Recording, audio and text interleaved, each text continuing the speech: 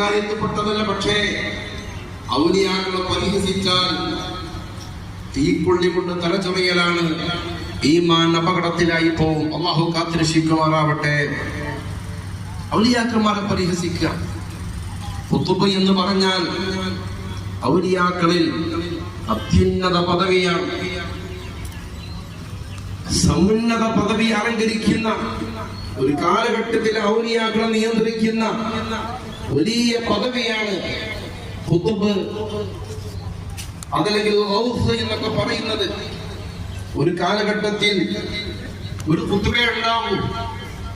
സഹാബാക്കൾക്ക് ശേഷം ഔലിയാക്കളിൽ ഒന്നാം സ്ഥാനം ഖുതുബ് എന്ന പദവി അലങ്കരിക്കുന്ന മഹാനാണ്.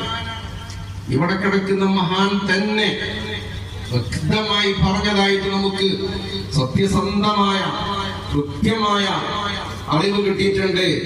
അന ഖുതുബുൽ ആലം എന്ന്, ഞാൻ ഖുതുബുൽ ആലമാണ്, ആലമൽ ഖുതുബാണ് എന്ന്. ഔലിയാക്കളുടെ ലോകത്ത് ഒന്നാം സ്ഥാനത്ത് ഖുതുബാണെങ്കിലും ഔതാദ്, അബ്ദാല്, നുഖബാ, നുജബാ എന്നീ പദവികളൊക്കെ അലങ്കരിക്കുന്ന മഹാന്മാരുണ്ട്. സാധാരണക്കാരുടെ കൂട്ടത്തിലില്ലേ, നാടനാണ്, മദ്രസാധ്യാപകനാണ്, പള്ളിക്കലെ ഇമാമാണ്, മുദരിസാണ്, സയ്യിദാണ്, പല പദവിയും അലങ്കരിക്കുന്നവരില്ലേ എന്നതുപോലെ ഔലിയാക്കളുടെ കൂട്ടത്തിലെ ഔതാദ്, അബ്ദാല്, നുഖബാ, നുജബാ എന്നീ പദവികളൊക്കെ അലങ്കരിക്കുന്ന മഹത്തുക്കളുണ്ട് എന്ന് ഇമാം ഷഅറാനി തങ്ങള് തന്റെ യവാഖിഅത്ത് എന്ന ഗ്രന്ഥത്തില് കൃത്യമായി വിശദീകരിച്ചിട്ടുണ്ട്. അതൊന്നും നിഷേധിക്കാൻ കഴിയില്ല. അൽ വലിയു, ആരാണ് വലിയ? അത്ഭുത സിദ്ധികൾ കാണിക്കുന്നവരൊക്കെ വലിയല്ല.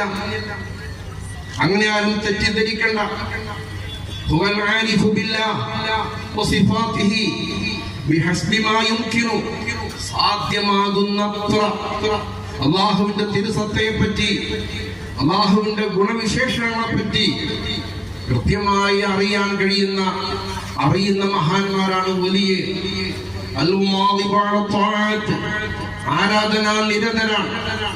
അല്ലാഹുവിന്റെ ഇബാദത്തിൽ മുഴുകി ജീവിതം കഴിച്ചു കൂട്ടുന്നവരാ. അൽ-മുജ്തനിബു അനിൽ മആസി, പാപങ്ങൾ പൂർണ്ണമായും വർജിക്കുന്നവരാ. അൽ-മുഅ്രിദു അനിൽ ഇൻഹിമാകി ഫിൽ ലദ്ദാതി വശഹവാത്, ദേഹേച്ഛകൾ, ശാരീരികമായ ഇച്ഛകൾ, സുഖസൗകര്യങ്ങൾ